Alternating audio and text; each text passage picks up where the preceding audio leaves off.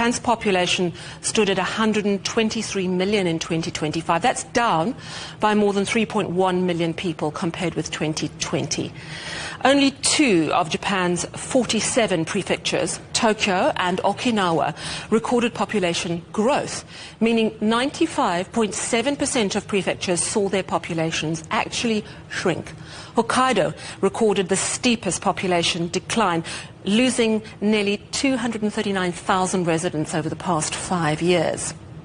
Japan recorded just over 700,000 births in 2025. That's down more than 15,000 on the previous year. It's marking the 10th straight year of declining births in Japan. More than 36 million people in Japan were aged 65 or older in 2025, accounting for a record 29.4%. That's nearly a third of the population. Japan remains the world's oldest society. Now, Stuart Gietel-Basten is a demographer and professor of social science and public policy at the Hong Kong University of Science and Technology. These low fertility rates are actually the downstream consequences of lots and lots of broken structural institutional problems, whether or not that, and this is why it's very difficult. No government has been able to kind of crack this, has been able to really turn this around, because it's about work culture, it's about employment, about cost of living, not just about cost, but cost of education, the psychological cost of education, about gender roles, which are of course very, very rigid in Japan, gender roles at work, gender roles in the home, and of course those are things which are very, very difficult for government really to design policy to change. Many of the low birth rate countries are in Europe. Italy, I think, is a case in point. What are the shared problems between Italy and Japan when it comes to this issue? Well, so I think firstly we need to look at the two sides of this kind of new demographic paradigm, which is population aging and population decline. And it's interesting that you pick Italy there because, of course, yes, Italy is aging and Italy is seeing rapid population decline. Yes, of course, these have huge macroeconomic issues and macroeconomic and fiscal consequences. Italy is different, though, of course, because it has a relatively high rate of immigration, which can slow both population aging and population decline. But interestingly, one thing which, of course, Italy and Japan have in common is very long life expectancies and very high levels of health.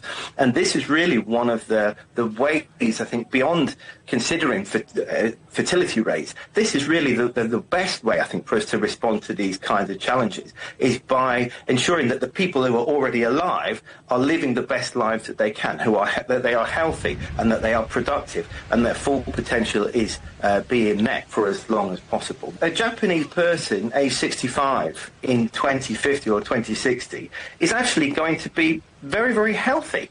Right, is going to be one of the healthiest people on earth at that particular age.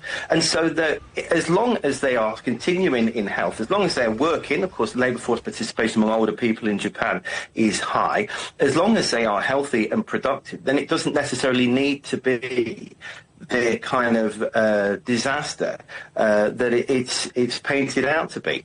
Of course, Japan has been aware of this problem, as have other countries, for a while now. What policies have they implemented, and what can the rest of the world learn about what works and what doesn't? Japan has tried many, many different things in common with many other different parts of the world in order to increase the fertility rate, and is not really managed to achieve that. And I think a reason for that is, as I said before, that it is big structural underlying institutional problems and challenges which are there. So just some workplace reforms, just some childcare policies, things like that in isolation is not really going to fix that. I think where Japan has been very successful is by looking at the other side of this, about how can they ensure that their population ages better, and that's through not just health, but kind of long over the life course, through their health insurance policies, through ensuring regular checkups for older people, but also by developing the silver economy, by developing economic and social opportunities around this aging population. What in demography we call the second demographic dividend, which is developing new goods and services for older people, particularly around technology and robotics.